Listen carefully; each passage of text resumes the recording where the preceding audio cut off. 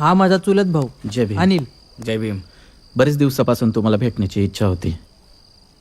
आमच्या गावात मागच्या 15 वर्षापासून काही लोकांच्या भीतीमुळे जयंती साजरी होत नाही. पण आपल्या संघटनेच्या नावामुळे आम्हाला हिंमत मिळाली, बळ मिळालंय.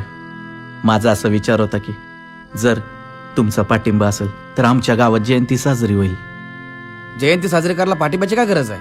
आणि त्यात काय घाबरायचं एवढं? बिंदास साजरी कर, मी सांगतो ना. पण त्या लोकांनी काय केलं तर? कुणी काय करणार नाही. जयंती साजरी कर आणि काय झालंच तर हा राहुली आहे तुझ्यासोबत, ठीक आहे?